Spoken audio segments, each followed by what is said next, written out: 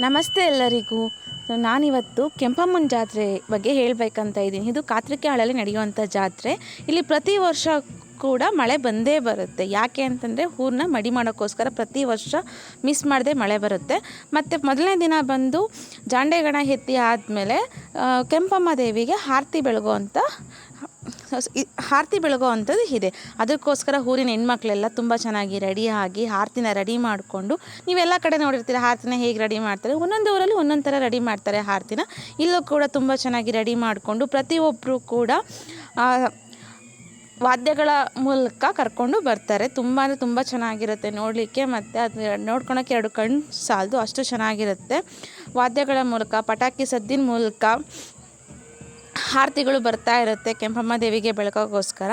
ಇದು ಅಂತೂ ತುಂಬ ಚೆನ್ನಾಗಿದೆ. ಈ ಊರಲ್ಲಿ 4ರಿಂದ 5 ದಿನ ಜಾತ್ರೆ ನಡೆಯುತ್ತೆ. 5 ದಿನವೂ ತುಂಬ ಅಂದರೆ ತುಂಬಾ ಚೆನ್ನಾಗಿರುತ್ತೆ. ಯಾರೆಲ್ಲ ಈ ಊರಿಗೆ ಹತ್ತಿರ ಇದ್ದೀರಾ ದಯವಿಟ್ಟು ಲೈಕ್ ಕೊಡಿ, ಹಾಗೆ ನನ್ನ ಚಾನಲ್ಗೆ ಸಪೋರ್ಟ್ ಮಾಡಿ, ಸಬ್ಸ್ಕ್ರೈಬ್ ಮಾಡಿ. ನೋಡಿ, ಇವಾಗ ಹೆಣ್ಮಕ್ಳೆಲ್ಲ ಆರತಿ ಬೆಳಕೋಕ್ಕೋಸ್ಕರ ಬರ್ತಾ ಇರೋದು. ಸೊ ಇದು ಬಂದು ದೊಡ್ಡಮ್ಮ ದೇವಿ, ಮತ್ತು ಕೆಂಪಮ್ಮ ದೇವಿ ಕೂಡ ಪಕ್ಕದಲ್ಲೇ ಇದೆ. ಒಬ್ಬರಿಂದ ಎಲ್ಲರೂ ಕೂಡ ನಿಂತ್ಕೊಂಡಿದ್ದಾರೆ ಆರತಿ ಬೆಳಕೋಕ್ಕೋಸ್ಕರ.